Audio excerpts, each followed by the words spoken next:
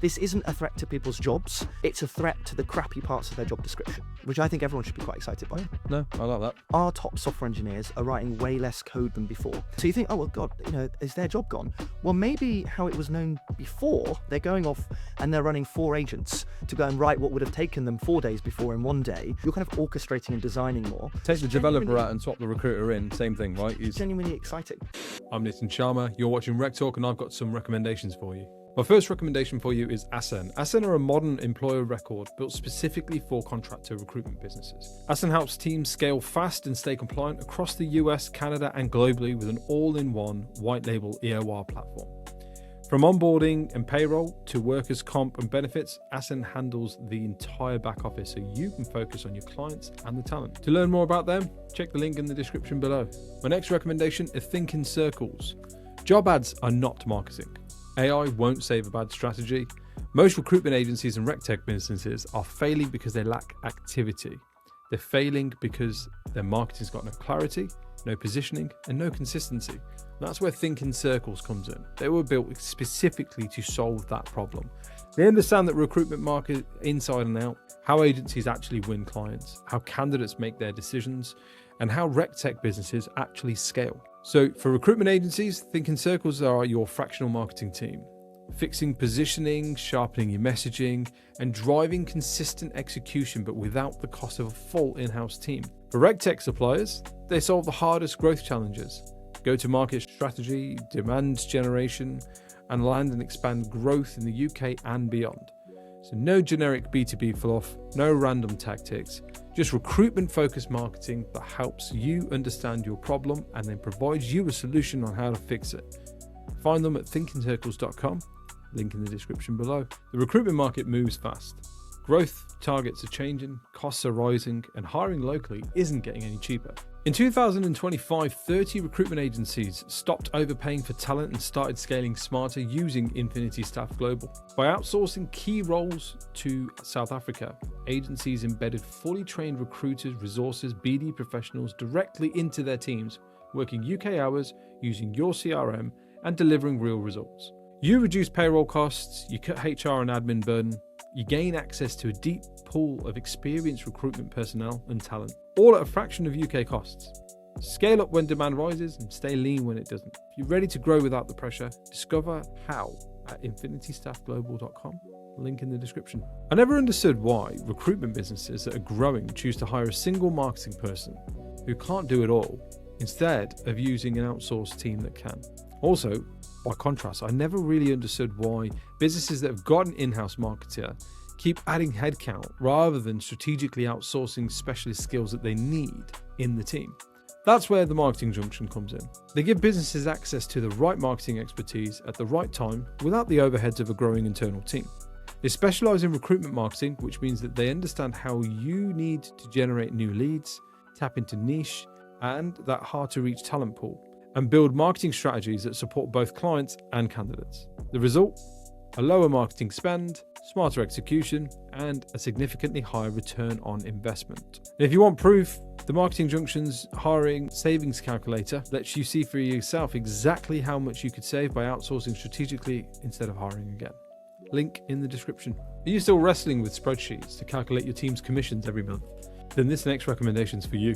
Let's be honest, month end can be a total dread for finance teams and a source of sort of guesswork for consultants, right? That's where I highly recommend Conquest. They're a global leader in commission software built specifically for the staffing and recruitment industry. Instead of manual data exports, Conquest plugs directly into your existing CRM or pay and bill system, like Bullhorn, Vincere, JobAdder, you know the lot. And it automates everything from splits down to currency conversions to complex team overrides and clawbacks. But it isn't just about the back office. Conquest brings your commission plans to life with real-time visual dashboards. Consultants get visibility into their earnings pipeline, which doesn't just reduce their inquiries and queries, but actually supercharges and motivates the team too. When your team can see exactly what they're earning at the moment the deal is tracked in the CRM, productivity goes through the roof. The result? 0 error rates, cleaner CRM data, and a massive reduction in the admin burden that comes with calculating these commissions. So say goodbye to spreadsheet headache and get your commission strategy into the 21st century. You can even start with the free health check tool. See how your current setup scores. Details are in the description below.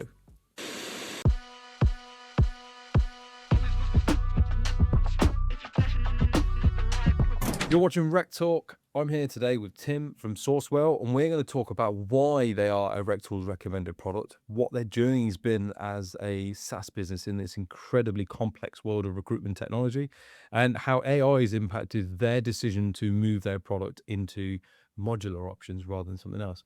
Tim, first of all, mate, thank you so much for the invite to your lovely offices here in Shoreditch. Nice little room. And you don't do many of these, so this is almost a kind of exclusive for the industry to kind of hear more from you, because you have a lot of good front-facing people. You know, you got Doogie, you got Emily that are always out there representing the brand. Got the social media stars. Got that, yeah. That's it. So I appreciate you kind of putting your name in the hat for this one and going, hey, yeah, go on then. I wanna talk through some things. SourceWhale. Very, very different today to what it was, 5 years ago when it first sort of hit the market, 6 years ago? 5.5 years ago. Yeah. And we got our first customer, I think. Talk me through that journey, kind of what were you as a business? Because I think a lot of people maybe still think you are what you were. You know what I mean? Yeah. Certainly because of the way you guys hit the market, you were so good at the go-to-market route of kind of being visible, being everywhere, that those who inquired back then probably still think that you are what you were when they spoke to you the last time. Do you know what I mean? 100%. So just talk me through that journey. Absolutely. And I think that's completely normal. But again, just like all the agencies we work with, we've been on quite an evolution over the last half a decade or so. Yeah. Well, I guess if you take it right back to the beginning, we actually started out as a recruitment agency. I won't bore you with the huge background behind Really? that, but really, myself and my best friend Harry, who is surprisingly still my best friend somehow, despite kind of bootstrapping his company together for the last 5 or 6 years. Yeah. But we knew we wanted to build something together. We actually didn't want to build a software business because this was back in the kind of age of 2020, 0% interest rates. Every man and his dog was raising money to start a startup. Yeah. And we saw kind of the disconnect between trying to raise before you feel like you actually have a good idea and actually the outcomes for people that work at those companies as well. So we actually set out with very unlofty ambitions. We just wanted to build a company together, a lifestyle business. We even thought at the time, lol, and just pay ourselves a nice salary and see after a year of doing that if we're still best friends. So we actually kind of fell into recruitment because both of us had been heavily involved in hiring for the tech companies we worked for previously. Right. Working with loads of external agencies, and I have to really embarrassingly admit at this point, we thought, 20 to 30% of first year salary for contingent fees. Like, how hard can it be? Well, TLDR, pretty flipping hard, is what I learned out. And obviously that was made even harder. You weren't a recruitment agency for long then, no? Exactly. And I think a lot of people say, I walked a mile in the shoes. I'm not going to say that. We walk half a mile in the shoes of some of our customers. But so that was me in January 2020. If you look up SourceWhale, that is when SourceWhale apparently started. But actually, we were a little one-man band recruitment agency with the idea that Harry would build me the tech underneath to make us more of a tech-enabled agency. Okay. We weren't going to sell it to anyone else. It was just our own little agency, nice little lifestyle business. We'll see how it goes. And then March 2020 happened, and poo hit the proverbial fan, obviously. And again, having not come from the sector, I didn't have that black book of customers. So what I ended up doing was partnering with all these other recruitment agencies. Again, because we all know like there's a huge market of recruitment agencies, but everybody talks, right? They're all in WhatsApp groups, they're all in Facebook groups. Yeah. So I joined a fair few of those and effectively started working with these guys, splitting fees. They started using the software. And it took a couple of those guys to turn around, I think it's probably like July 2020, and say, Tim, you're an all right recruiter, which for any Americans listening is kind of translation as British for crap. They're just being really polite, but you're very good at understanding the product and what we need. Right. And so effectively we kind of got dragged kicking and screaming, and it feels obvious in hindsight, to selling that software to those recruitment agencies.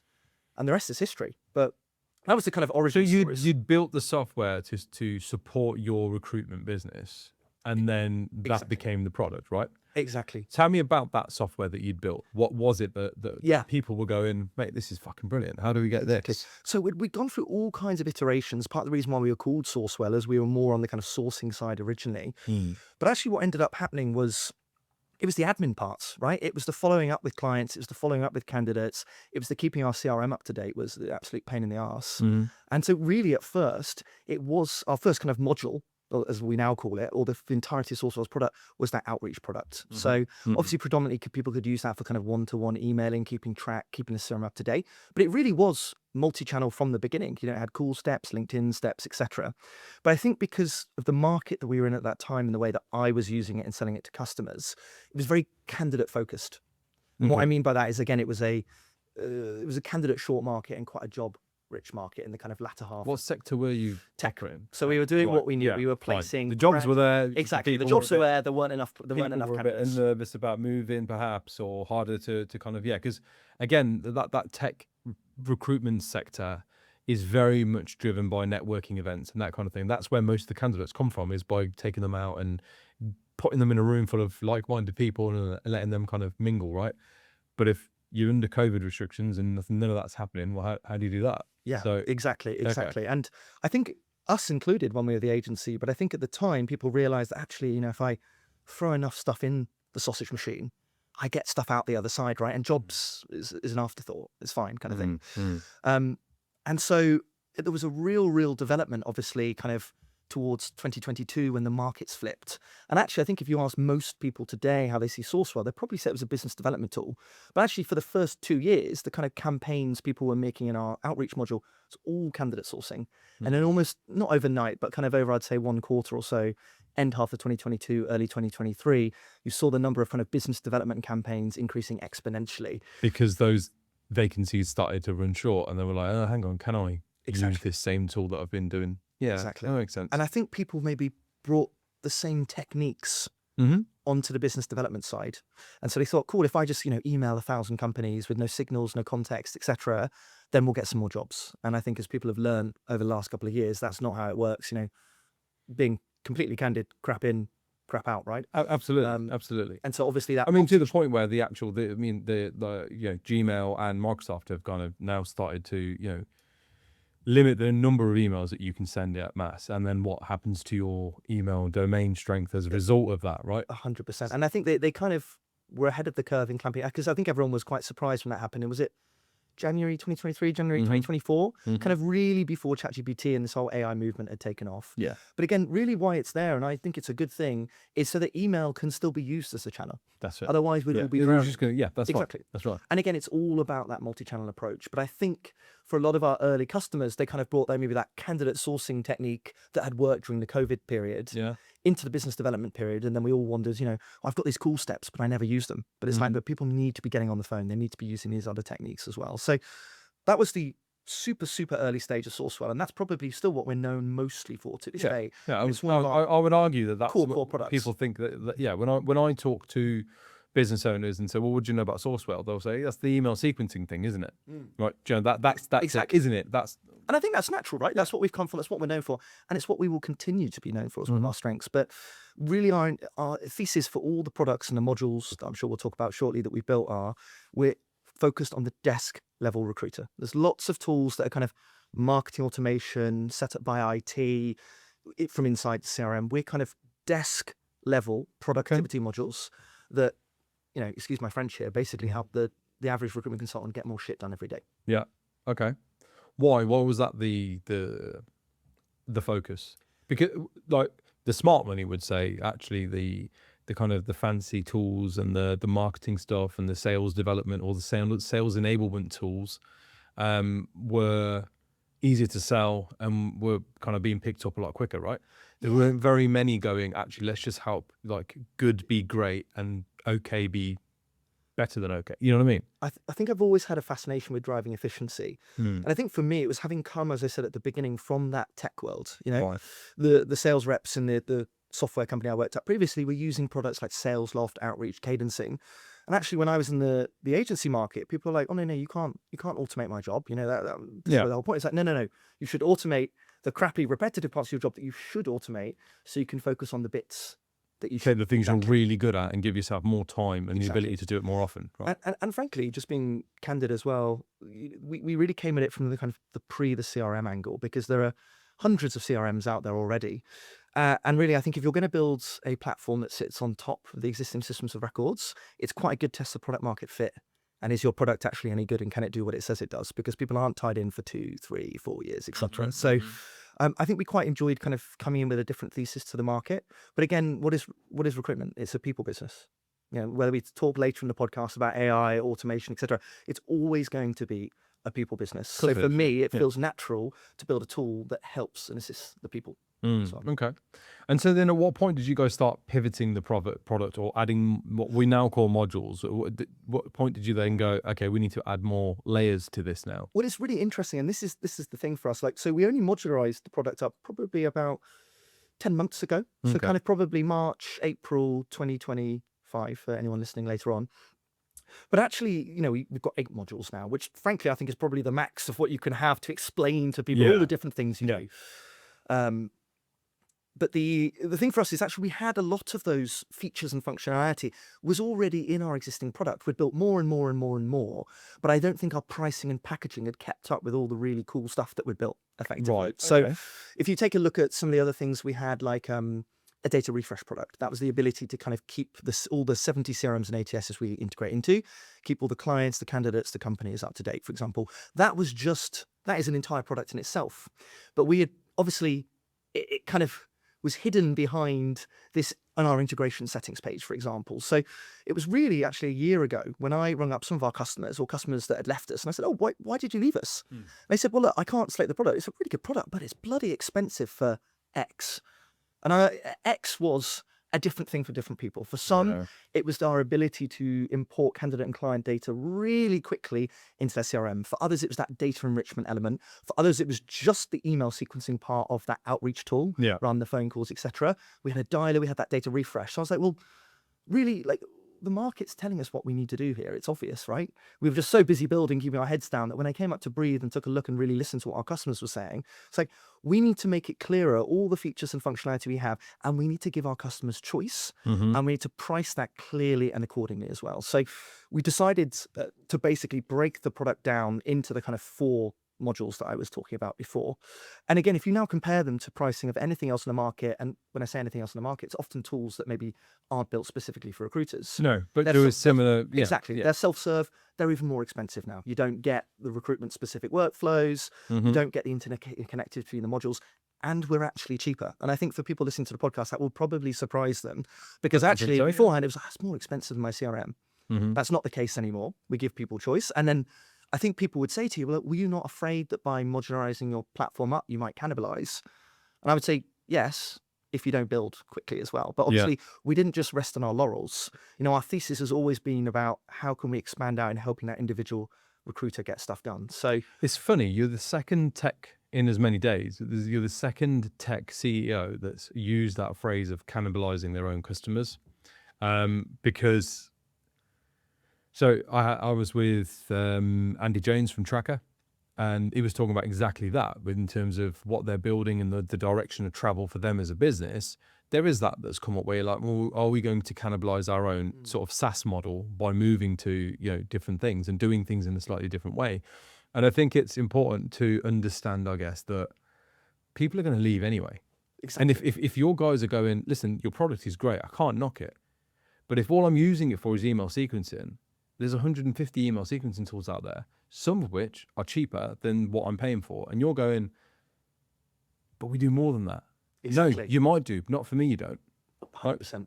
And then it's a case of actually we need to educate, re-educate, and kind of reposition, right? So it's not just a case of, okay, the customers are getting it wrong or we're not telling them what we're doing enough. Actually, it might be that rather than having an all-in-one solution, having the modular approach is better for the reasons that people can pick and choose. So yes, you reduce the amount of your MRR and your ARR for a period of time, but actually the sort of the payoff is that the customers that you have got are then stickier because they're paying for a product or features that they are using. They're adopting more of the modules that they're That's using. it. And they're not paying for things that they're not using, which is the frustration for most people in like the tech space, right? As customers, most customers have exactly that as a, Exactly. I only use it for this bit. And I think that's the powerful thing here. Again, we just want to give our customers choice. Obviously, I'm incredibly confident, and I'm sure we'll talk about later why having more of our modules, they power each other, et cetera, et cetera, et cetera.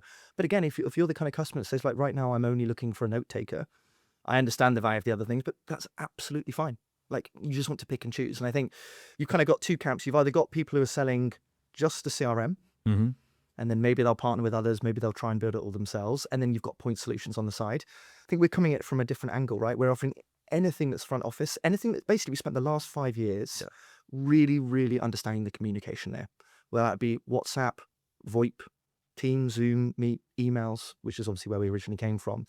And again, I think with products these days and the way that AI is going as well, is that you kind of have to be across that entire communication layer to truly understand it. You can't have a good email platform anymore, a good outreach platform, if you don't understand the context of what was said on the calls recently. No, that's right. Or what was in the CRM. So you kind of need this stuff, otherwise the product's not going to be. Otherwise it's no good, right? Yeah, exactly. My first recommendation for you is Asen. Asen are a modern employer record built specifically for contractor recruitment businesses. Asen helps teams scale fast and stay compliant across the US, Canada, and globally with an all-in-one white label EOR platform. From onboarding and payroll to workers' comp and benefits, Asen handles the entire back office so you can focus on your clients and the talent. To learn more about them, check the link in the description below. My next recommendation is Think in Circles. Job ads are not marketing. AI won't save a bad strategy. Most recruitment agencies and RecTalk businesses are failing because they lack activity. They're failing because their marketing's got no clarity, no positioning, and no consistency. That's where Think in Circles comes in. They were built specifically to solve that problem.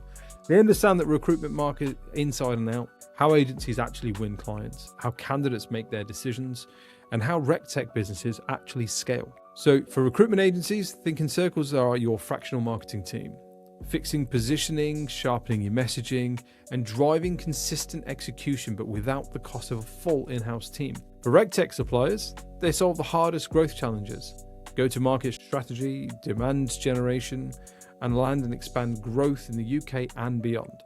So no generic B2B fluff, no random tactics, just recruitment-focused marketing that helps you understand your problem and then provides you a solution on how to fix it.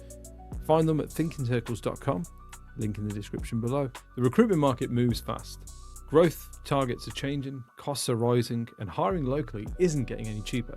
In 2025, 30 recruitment agencies stopped overpaying for talent and started scaling smarter using Infinity Staff Global. By outsourcing key roles to South Africa, agencies embedded fully trained recruiters, resources, BD professionals directly into their teams, working UK hours, using your CRM, and delivering real results. You reduce payroll costs, you cut HR and admin burden, you gain access to a deep pool of experienced recruitment personnel and talent, all at a fraction of UK costs.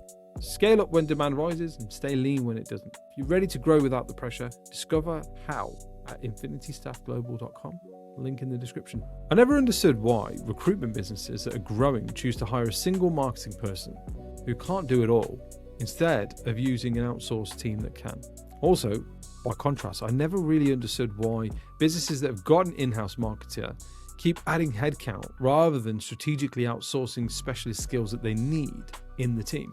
That's where the marketing junction comes in. They give businesses access to the right marketing expertise at the right time without the overheads of a growing internal team. They specialize in recruitment marketing, which means that they understand how you need to generate new leads, tap into niche and that hard to reach talent pool, and build marketing strategies that support both clients and candidates. The result? A lower marketing spend, smarter execution, and a significantly higher return on investment. And if you want proof, the Marketing Junction's hiring savings calculator lets you see for yourself exactly how much you could save by outsourcing strategically instead of hiring again. Link in the description. Are you still wrestling with spreadsheets to calculate your team's commissions every month? Then this next recommendation is for you. Let's be honest, month end can be a total dread for finance teams and a source of sort of guesswork for consultants, right? That's where I highly recommend Conquest. They're a global leader in commission software built specifically for the staffing and recruitment industry. Instead of manual data exports, Conquest plugs directly into your existing CRM or pay and bill system, like Bullhorn, Vincere, JobAdder, you know the lot. And it automates everything from splits down to currency conversions to complex team overrides and clawbacks. But it isn't just about the back office. Conquest brings your commission plans to life with real-time visual dashboards. Consultants get visibility into their earnings pipeline, which doesn't just reduce their inquiries and queries, but actually supercharges and motivates the team too. When your team can see exactly what they're earning at the moment the deal is tracked in the CRM, productivity goes through the roof. The result? Zero error rates, cleaner CRM data, and a massive reduction in the admin burden that comes with calculating these commissions. So say goodbye to spreadsheet headache and get your commission strategy into the 21st century. You can even start with the free health check tool. See how your current setup scores. Details are in the description below. In exactly the same way, you can't have a note taker that only takes notes on your team's Zoom and Skype calls, when actually most of the communication is being done on voice, SMS, WhatsApp. It doesn't marry up. So, Exactly. okay, all right. So I get the positioning. Where's the inspiration of this? So what have you? What I've often noticed with certainly tech founders is that you guys are very good at spotting what's working in another industry and going, we could do a version of that in our sector, in our industry. Do you know what I mean? So what would you say you guys are using as inspiration to go, whilst everybody else is saying this is not a good idea, guys, we're going to do this, and you know what I mean? Like, Yeah, so I guess it's less looking at any particular product or service and more looking at the way that technology is going in general. okay, And I think there's two schools of thought right now. You've got a whole school of thought that AI is going to replace the humans. And you've got this other school of thought that AI is going to amplify, accelerate the existing humans and become their assistant. And we are very much in that latter camp as well. And I think also with all this AI stuff, there's to be completely candid with you, there's a load of bullshit around it as well, right? Like in the same way that 30 years ago, software companies may have boasted about the fact that they, we've got our own on-premises servers. Like nowadays, it's like, no, I host it in Amazon Web Services, Google Cloud Services, or Microsoft Azure. I don't build my own servers. That's madness. It's the same thing with AI right now. Everyone is running to be on that bandwagon and be like, we're AI native, et cetera, et cetera. But what does that actually mean, right? And I think to different things, you ask different people different things, you'll get awkward answers. But essentially for us, why I find this just so exciting is that we have obviously built the contextual layer, that kind of communication layer on top. And as I said, everyone is building on the shoulders of those same giants, right? So if you've got AI and various different RecTech products, or even outside of that, right? They're using OpenAI, they're using Google Gemini, et cetera. So what's their edge? Well, their edge is the fact that they have the context for you. So not only the industry-specific domain knowledge, generally, but also they have the knowledge about your company, right? And I think that is what's really exciting. So to go back to your question, because that's the bit that can't be replicated, and that's the differentiator, right? Exactly. Between agencies who are tech agencies, right? It's that contextual layer data. If you've got 7 different AI tools that don't talk to each other, well, you've either got to go in and update all the prompts every time everything changes about your company, but you really need one central kind of second brain that understands the context of your company to then power those different elements of AI so they can be effective assistants for you. So really that's kind of the exciting thing for us, is that we've realized that with this advent of AI, we're all about that communication layer, that contextual data, all of that unstructured data. And I don't think there's anyone else in the market that has as much as what we do. And that means that when we, for example, are using AI, agentic, whatever you want to call it, to link together our different modules is where the power comes in. So I could give you one specific example. I know I love talking about products, but that's what we're talking about, right? That's what we're here to do. Exactly. It's give people the kind of look behind the scenes that they're not getting from maybe marketing or by watching LinkedIn posts and videos. But there are tech-minded recruitment founders out there that are like, no, I want to hear this shit. Like, no, for sure. And so we take one example. So you have a client intake call, right? So you want to understand the recs, who they're hiring for, et cetera, et cetera, et cetera. Cool. We've got a note taker. SourceWhale is one of our modules, a note taker. Transcription is not hard, right? Teams can do it, et cetera. You can copy and paste it to ChatGPT, put it into your CRM. That's not the edge. What the edge is here is obviously we have the recruitment specific knowledge. We can write that up into, like a brief, et cetera. We can, again, draft that into an email for you because, again, we also have that email element so you can follow up with them straight away afterwards. But again, one of our modules is that sourcing module. So not only is that looking inside your existing database of clients and candidates, which people do not use enough currently, but also looking out there on the public web. And so if you think what we can do, this is what agentic actually is. It's doing the work in the background. And this is a kind of transition you couldn't have done before the advent of Gen AI. So that's we're listening to that call and we're making a decision. You haven't had to tell us what the client's looking for. We've written that up for you and drafted the email, but maybe at the bottom of the email, what we can start to do is plop in some example candidates because we've already gone and run our sourcing module. So right now you might go and run our sourcing module and it's nicely linked, but the way this is going is that we'll just run the sourcing module for you. So as the recruiter, you've got the email ready to go with example candidates before you've even got off the call. And that, again, I think is one just particularly granular example of how having all of these modules is vitally important because your workflow is not fragmented normally, right? You're jumping from one thing to the next. Well, SourceWhale's sitting in each of those layers, listening, capturing, recording, removing the admin, and also suggesting their best actions. And frankly, when it can, taking them for you. Is that not dumbing down a recruiter? Good question. So we talk about not wanting to replace recruiters with AI, right? And I agree with that. I completely agree with the idea of tech enabling a recruiter. But historically speaking, a good recruiter was the one that was able to do these things better than, or faster, or more efficiently than their competition, right?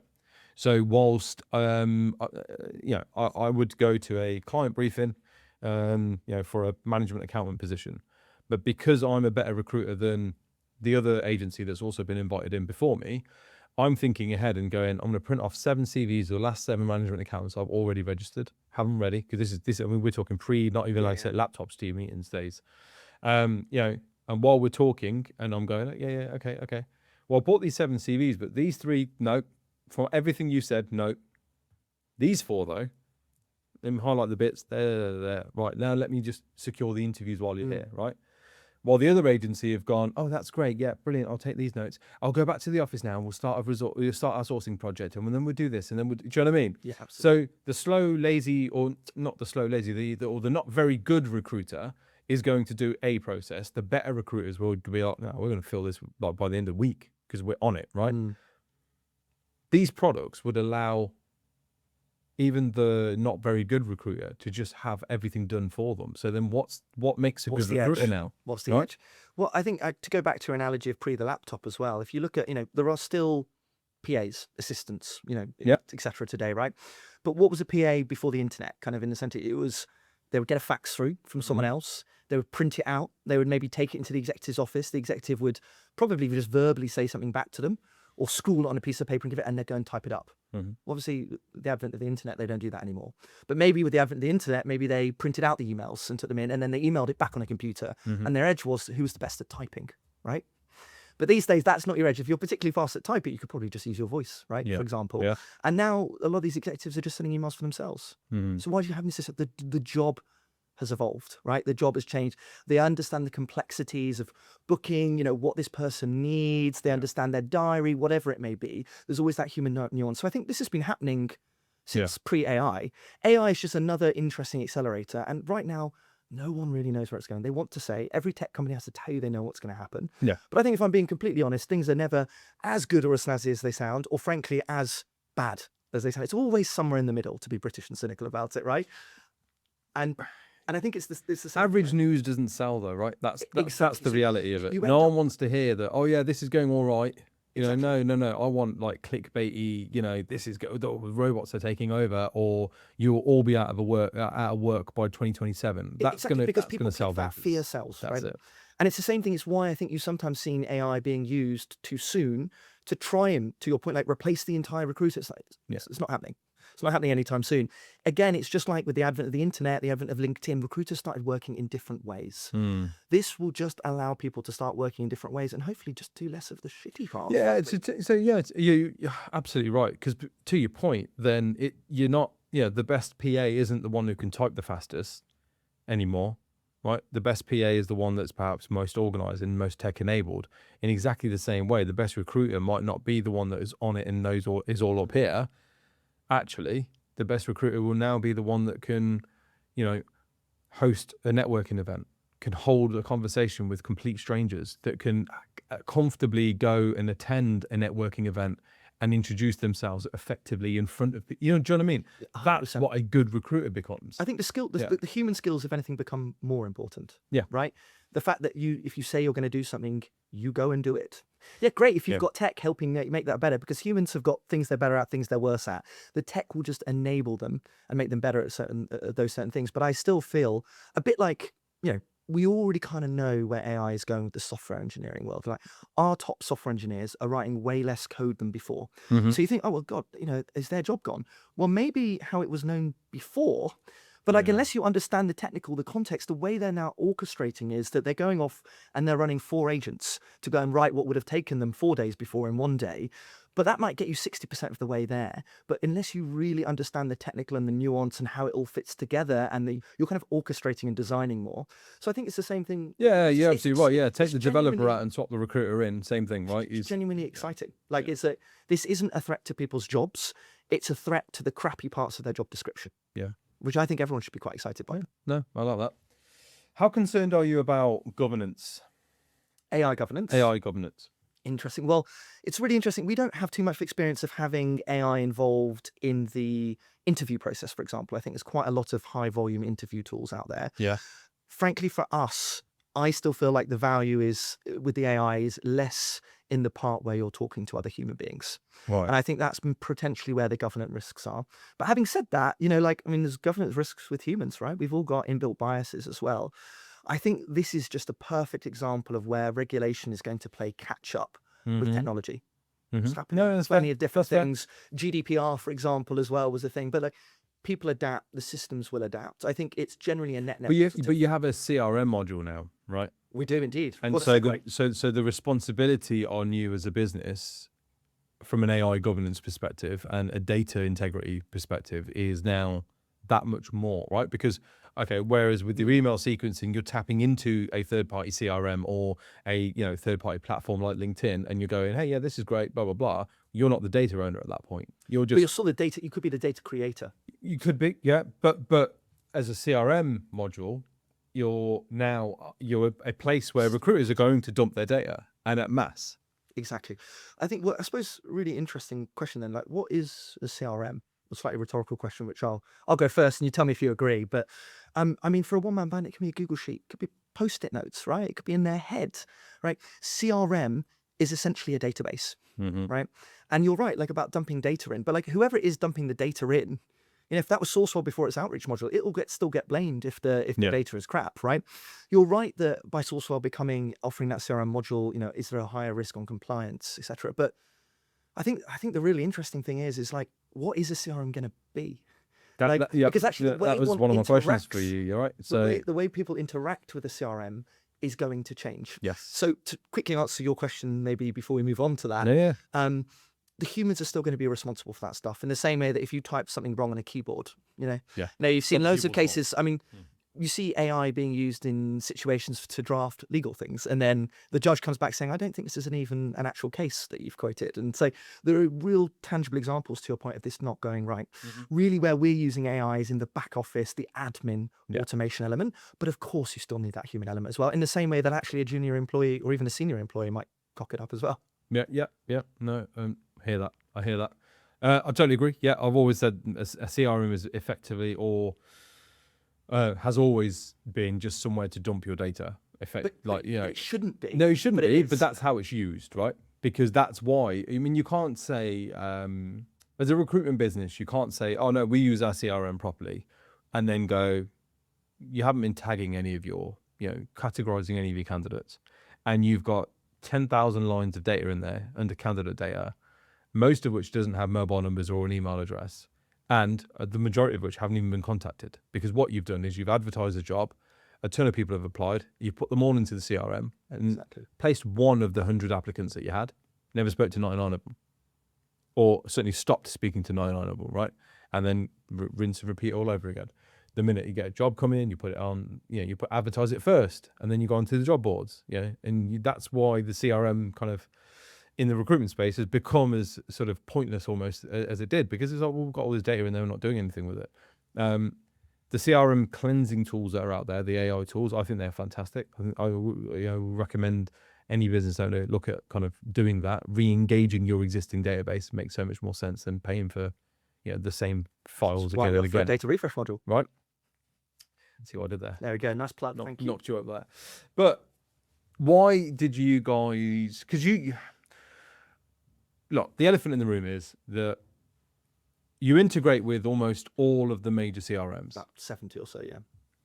Were they not pissed off when you then decided we're going to do our own CRM? Did any of them see that as like I say any? I'm not asking to be named, but did they not look at that and be like, "What are you doing? Why are you stepping on our shoes?" Of course, absolutely. But again, obviously, we had proactive conversations with them. Yeah.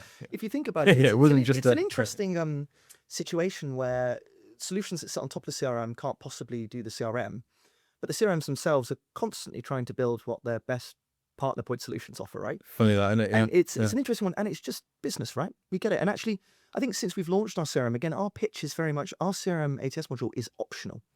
So the great thing for our sales team is you come and talk to us, we can tell you whether our CRM is a good fit for you or not. And our sales team are actually incentivized to tell you the truth there, because we don't really mind if you buy our CRM module if it's not the right fit. Whereas, frankly, if you work for another CRM, like if you're coming out for CRM renewal, that's the only time they can sell to you. Yeah.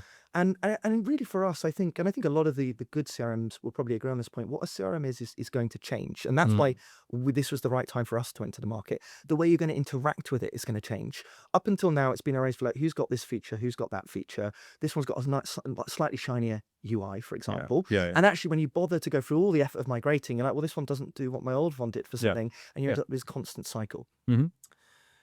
I think why I touched on this point earlier about kind of your CRM is your database. What it's going to be is how you interact with it is going to change. How so? In your kind of educated opinion, how so in terms of what does the future CRM look like? So for example, all that custom tagging you spoke about before, it will be there, but we've proven over the last 30 years people just don't do it, right? So let's not flog a dead horse. That is where the AI will come in and do it. But again, then you won't need a human to go in and actually have to manually filter through table views of those things. You can use a conversational search element to trigger that search and maybe combined with some kind of UI. So I think the way that people interact with them is going to be different. And actually, it's all about the workflows. And what SourceWhale done for the last 5 years? The workflows. So kind of without, again, a bit like how we got dragged kicking and screaming into becoming from an agency into a software company. We're just reading the market. This is the thing again, right? Frankly, naturally, the gap for, especially for our smaller customers who are very much, or, let's say not even prospects who are coming and saying, look, we're looking at keeping X CRM and buying SourceWhale and adding it on top to bring that AI native functionality to our existing database, which candidly, they can still absolutely do. We have no desire, if someone is happy with their existing CRM and they're a good partner of us, to usurp them from them, because our modules on top bring that. We work with it anyway, yeah. But there is a subset of our customers that want that all-in-one billing, that all-in-one kind of pricing. And of course, our own CRM ATS was the natural next step. But I think the difference for us with everyone else is obviously we've come in past the advent of AI as well. So, which it means that the way we're building that infrastructure, the vector database, etc., the way you're going to interact with it is going to be somewhat different. But also, genuinely, like, if you don't want to buy it, that's okay. Going back to your point earlier about why we modularized up, we want to give our customers choice. Yeah. So when we will sell that is, for example, a customer comes to us saying, look, I'm definitely switching CRM. What can you do there? And before we were kind of sitting there slightly with our hands tied behind our back, going, saying, well, actually, have you looked at one of our other partners? You should stick on your, you should stick on your existing CRM, or maybe we'll introduce you to that CRM, right? And so we are there and have always been there. And I think other solutions that sit on top of the CRM will agree with me here, constantly trying to play nice with all their CRMs. And actually, to answer your question from the beginning, I actually think the good CRMs that are building quickly have actually used this to be like, okay, cool, let's re-engage with SourceWhale and work out where it makes sense to bring SourceWhale in, where we might have had them moving on to another CRM because that other CRM's got an inbuilt note taker or something like that. It's like, well, why don't we bring in SourceWhale? And actually, it can plug some of the gap on some of that functionality as well. Yeah, so it's kind of, it depends on the customer. There's two. Because that modular approach again benefits the CRM vendors too, right? In our product is great in these areas, but what we don't have is the dialer system. Exactly. And so it's our job to build good technology on top. I have I can't be annoyed that a CRM that we partner with exists, releases an outreach module, for example. They've got to do what they've got to do. Yeah. Same thing with us.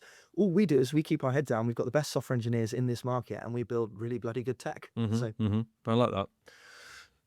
The future of the CRM. It's funny because literally it was 2 years, almost 2 years exactly, where we spoke about this on a RecTalk podcast, and I said, I don't understand why my CRM can't be like, and I use the example of Jarvis, right, from Iron Man, in that I've just, I am talking to Tim right now, and it is listening to the conversation. And whilst we're talking, it is going through my database and going, oh, you've said these 6 things were really important. We've already got candidates that are already ready. So I've got them ready and pull them up on my screen. And while we're talking, oh, okay, here's some 6 CVs already. And then the conversation continues, and you happen to go, yeah, I've got some availability next Tuesday. And it's like, okay, cool, right, no worries. It brings up my diary and go, okay, yeah, brilliant. We've got Tuesday is the deadline to get this all done. You know what I mean? And it contextualizes the whole conversation that we're having. And then I go to the CRM Jarvis and I go, right, now those 6 candidates look great. Send them all an email. Send them the job spec. Send them the opportunity to book in a call with me for Thursday. Block out my Thursday afternoon. Like, I don't want any other calls in there. Right, and then you go, right, what other work have we got on? Or what give me an update on my workflow. Who's waiting on a shortlist? And it just literally is just it's in front of me and I'm conversating with it. Exactly. I think this is the difference between automation and AI. And if I give the example from SourceWhale, we used to be the tool that SourceWhale is a fantastic tool if I know what I need to do. Mm-hmm. I'll tell it to do it in campaign structure. This is the good recruiter versus the not very good recruiter, exactly. right? And it will help me do it. It will keep consistency, etc. And it will, of course, do all the boring logging of the admin.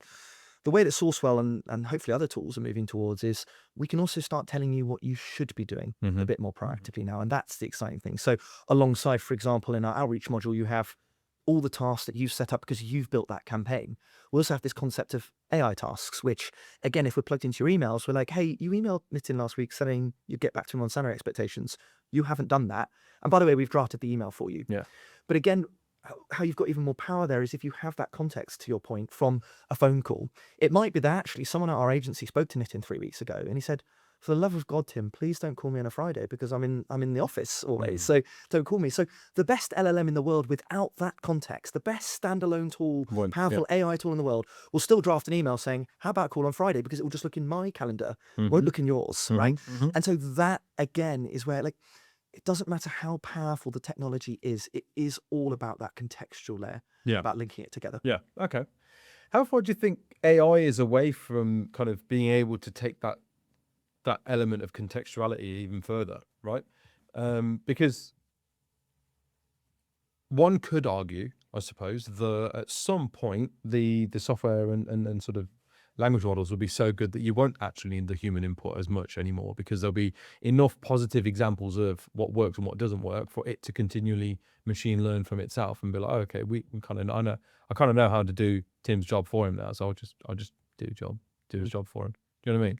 Yeah, absolutely. You know, I'm going to give you an honest answer as a guy that runs a tech company. I don't think anybody knows. Everyone has vested opinions on when it should be. If you listen to the CEO of any LLM provider, they'll tell you it's coming really, really quickly. Yeah. And you've got people who have vested interest the other way, and they'll say, oh, it's going to be ages. And I'd say kind of a fact I live by in life, or not fact, a kind of thesis I have, is that things look more similar in a year than you think, and will look more different than you think in 5 years' time. Yeah. Again, so I don't think anybody knows, but the thing is there'll always be a place for a human. It basically means that if it's doing more of that stuff, you'll be doing more interesting things, right? So this is my take on it. I think there's, what SourceWhale's done over the last 2 years is basically map out the desk level consultants workflow. They come in, they sit on their chair at 9 a.m., they leave at 6 p.m., whatever. And they've got different things. They've got different workflows. So how can SourceWhale help with all of these? Because a human isn't just going through one outreach workflow their entire day. They're switching between tabs. They're jumping between different things all day, every day, right? And so I think there will be parts of that workflow that can be automated more quickly, right? Like I do think that building searches is one example. And so that's why we've pushed really hard on our sourcing module recently. This idea that you can go out and do that. If you've got the good data, you can go out and find that initial candidates, but you still need that feedback loop. And that is where I think it's going with sourcing, for example. So rather than you having to trawl through LinkedIn or whatever other database that you guys use, you will interact with one of these agents, but you will still be in the loop in training it and providing it feedback. Because it doesn't matter, to your point, about how good the generic LLMs are at matching and finding this stuff. You will have your agencies. Yeah. You've got your specialty. You've got your niche. You've got the kind of candidates you would source. So that feedback loop will always go on. But I think you're right. Like the day-to-day of maybe clicking through, LinkedIn or whatever, maybe are numbered quicker than, and the days of maybe making manual notes, for example, that was already, frankly, even before AI, right? They already had note takers before AI. I think AI has just accelerated that because the quality of them got so much better with this advent of Gen AI. So I think if you actually look back 4 years ago, people are doing different things, but it kind of sneaks on you more Doesn't feel, naturally. yeah, you're right. And Yeah. there's always more stuff to do and hopefully more interesting stuff to do. So in terms of replacing the entire recruiter, I think we're so far away. We're outside of that kind of time gap that I could give you any kind of estimate. I think there will always be a recruiter because it's a people job. Of all jobs, like it's about placing people's in jobs. And there will always be jobs, but maybe in 10 years they'll look like different jobs, and maybe the recruiter's job will look different. So yeah, I think removing more of the crappy parts, I'm really excited about. I wouldn't feel any threat from replacing the entire recruiter's job. Okay.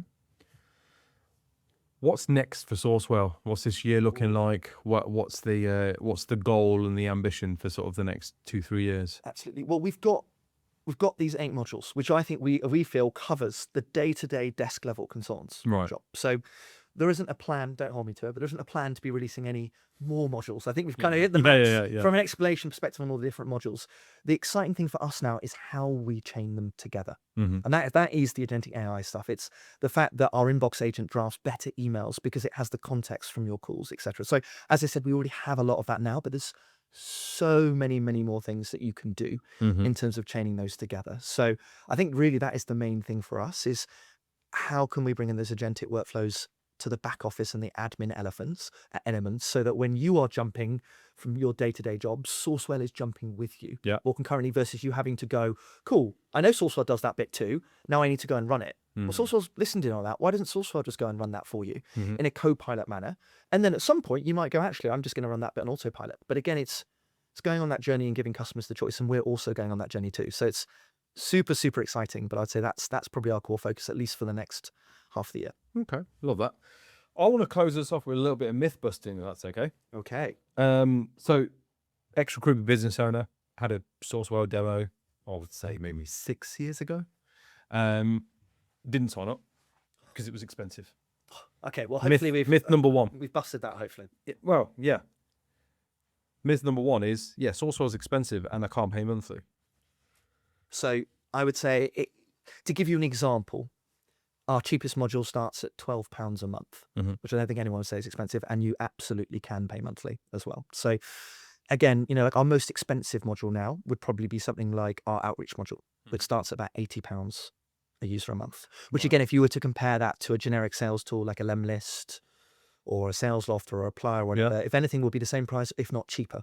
And obviously what you get with that is the custom CRM ATS integrations, the recruitment workflow, the white glove customer success from our incredible team, blah, blah, blah. So hopefully we've tackled that myth in terms of you can now compare our product to something else on the market. Yeah. We'll tell you why it's better, and we'll also tell you how it's cheaper. Yeah, like that. Okay. Myth number 2. SourceWhale is an enterprise solution. I don't really need it for my business. I've only got 5 heads. Yeah, it's really interesting. So, I mean, if you think of the number of recruitment agencies out there, there's about, the numbers change on this. There's about 35,000 in the UK or so. If we just focused on, and if we had just focused on enterprise companies, we wouldn't be the 18th fastest growing company in Europe last year. That's not a software company.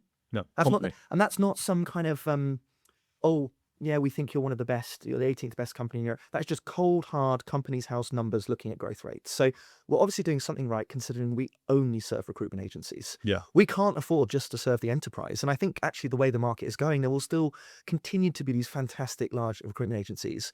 But I think the generation we're going into now is the generation of the slightly lower headcount, but more efficient agencies that have a niche.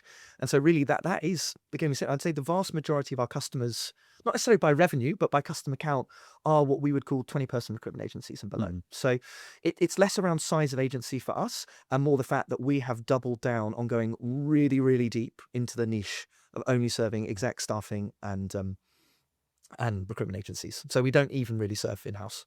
So it's just about the agency side of the market.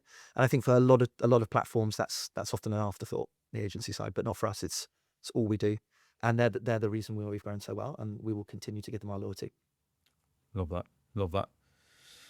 Any closing thoughts? Anything you want to leave us with? Any words of inspiration that you think will help recruitment businesses have a good 2026 off the back of a pretty abysmal 2025? Turn off the news, maybe a little bit would be one. And then I think just keep the human element, right? Because in all of this stuff, right? Like also a lot of the time when people are talking about AI, they're not talking about AI. It's just automation. It's existed for ages. I think there's just a renewed interest in driving efficiency in the current market. But in all of that, you can have the best AI tools ever. But if you're not doing what you say you're going to do, Actually, that would probably be my thing. Just make sure if you say you're going to do something, you do it. Mm-hmm. I think as one of the number one human traits that you read so many, good bits of positive advice and affirmations, and sometimes you read so many, you're like, wait, these ones contradict. Yeah. Just focus on the basics, making yourself 1% better every day. And if you say you're going to do something, do it and do it on time, because people notice it. People recognize it. Yeah. And I think if you do that, you will always have some work to do. So I'd say just keep it simple. Despite all of our chat around AI and automation, etc., obviously use that stuff. I'm biased.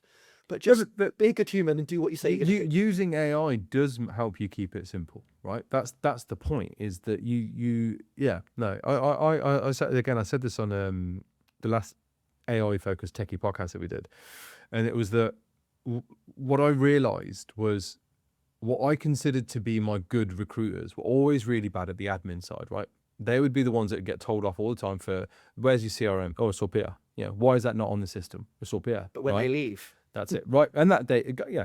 But equally, by contrast, the ones that were always the poorer recruiters would intentionally hide behind the admin. Oh, I can't do that yet. Oh, I know I've got to make calls today, but I've got 6 CVs I need to format. I need to, I need to get this done. Oh, I'm just typing up my notes from my call. Oh, I'm just doing this. And it'd always be doing something admin-y related rather than doing something that was like core recruitment related. As in like, let's build some relationships and do some proper business development. And I think what AI is going to do is going to allow those people who don't want to do and are happy hiding behind the admin, it's going to give them the opportunity to just get out of recruitment. Like, do you know what I mean? Like, rather than, because the job's not going to be an admin heavy job anymore. And those who are really, really good at the people side of the business, but not so good at the administrative side, and maybe have had their careers stalled a little bit in terms of growth because, the company's not allowing you to progress any further because you don't use the CRM properly and so on. It'll allow those people to really press on, because why force somebody to do something they're not naturally comfortable doing? Let's put the right people in the right places, right? Let's put them in the right jobs. Exactly. So, but that's good for everyone, right? Like, no one wants to do admin, even the people that are good at it. I mean, I have to say, I sometimes find it quite satisfying, but in the same way we have dishwashers now and we used to have to wash up our dishes, it's just a natural evolution. This is so exciting for everybody, and I frankly, But you got to say that though. Of course I've got to say that, but I truly believe it too. Exactly. Love that. Mate, honestly, thank you so much for inviting me in, for giving me your honest thoughts on and being so candid about everything. I know I've kind of poked and prodded a little bit about that's your job. Yeah, but that's it. That's what it's been a pleasure to be That's here. what these guys tune in for, right? Guys, those of you who want to hear more from Tim, from the team, find out more about SourceWhale, maybe jump on a demo and actually see the product in action. Links will be in the description below. That's all from us. Thank you for watching, liking, sharing, subscribing, doing all the cool shit that you guys do that allow me to do this cool shit for a job and have one of these. New episodes drop every Wednesday and every Friday. We shall see you again. Ciao. Happy with that? All good.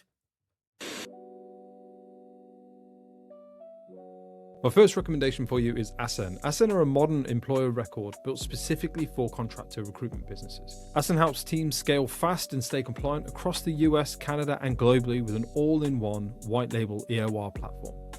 From onboarding and payroll to workers' comp and benefits, Asen handles the entire back office so you can focus on your clients and the talent. To learn more about them, check the link in the description below. My next recommendation is Think in Circles. Job ads are not marketing. AI won't save a bad strategy. Most recruitment agencies and RecTalk businesses are failing because they lack activity. They're failing because their marketing's got no clarity, no positioning, and no consistency. That's where Think in Circles comes in. They were built specifically to solve that problem. They understand the recruitment market inside and out, how agencies actually win clients, how candidates make their decisions, and how RecTalk businesses actually scale. So for recruitment agencies, Think in Circles are your fractional marketing team, fixing positioning, sharpening your messaging, and driving consistent execution, but without the cost of a full in-house team. For RecTalk suppliers, they solve the hardest growth challenges: go-to-market strategy, demand generation, and land and expand growth in the UK and beyond. So no generic B2B fluff, no random tactics, just recruitment-focused marketing that helps you understand your problem and then provides you a solution on how to fix it. Find them at thinkincircles.com, link in the description below. The recruitment market moves fast. Growth targets are changing, costs are rising, and hiring locally isn't getting any cheaper. In 2025, 30 recruitment agencies stopped overpaying for talent and started scaling smarter using Infinity Staff Global. By outsourcing key roles to South Africa, agencies embedded fully trained recruiters, resources, BD professionals directly into their teams, working UK hours, using your CRM, and delivering real results. You reduce payroll costs, you cut HR and admin burden, you gain access to a deep pool of experienced recruitment personnel and talent, all at a fraction of UK costs. Scale up when demand rises and stay lean when it doesn't. If you're ready to grow without the pressure, discover how at infinitystaffglobal.com. Link in the description. I never understood why recruitment businesses that are growing choose to hire a single marketing person who can't do it all instead of using an outsourced team that can.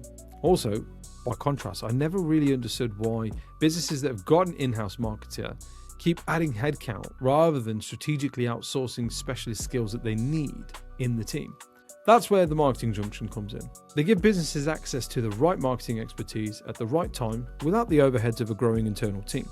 They specialize in recruitment marketing, which means that they understand how you need to generate new leads, tap into niche and that hard-to-reach talent pool, and build marketing strategies that support both clients and candidates. The result? A lower marketing spend, smarter execution, and a significantly higher return on investment. And if you want proof, the Marketing Junction's hiring savings calculator lets you see for yourself exactly how much you could save by outsourcing strategically instead of hiring again. Link in the description.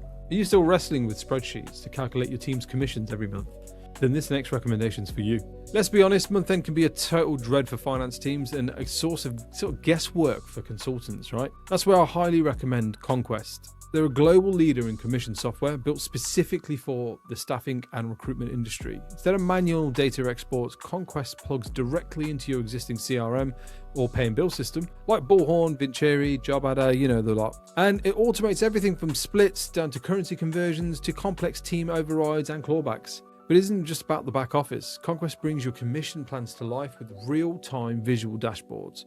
Consultants get visibility into their earnings pipeline, which doesn't just reduce their inquiries and queries, but actually supercharges and motivates the team too. When your team can see exactly what they're earning at the moment the deal is tracked in the CRM, productivity goes through the roof. The result? 0 error rates, cleaner CRM data, and a massive reduction in the admin burden that comes with calculating these commissions. So say goodbye to spreadsheet headache and get your commission strategy into the 21st century. You can even start with the free health check tool, see how your current setup scores. Details are in the description below.